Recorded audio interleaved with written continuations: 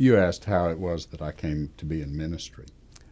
And the biblical story that probably I relate to most closely is that of the call of Samuel, where his mother has left the child at the church in the care of the priest. We don't encourage mothers to do that anymore. But here is this young boy, and he hears a voice in the night, and he doesn't realize that it's the voice of God. Other people had to help him hear. And particularly during my college years, there were several Elis who helped me hear the call.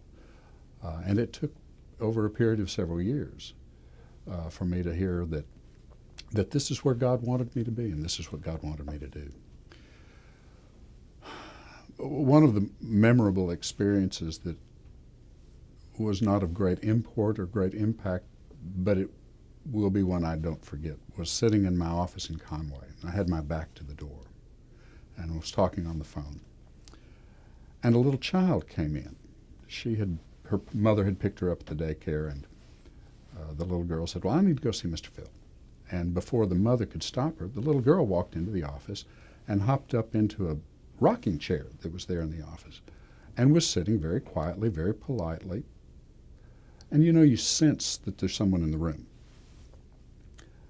And I sensed that, and I turned around. Here's this little girl. Her feet are not even touching the floor. But she was and I laughed so hard and enjoyed it so much. And I took her over to the door, made a mark, and then put a tape across the door of the pastor's study that said, if you can walk below this line, you don't need an appointment to see the pastor. And I think that sign may still be there. After retirement,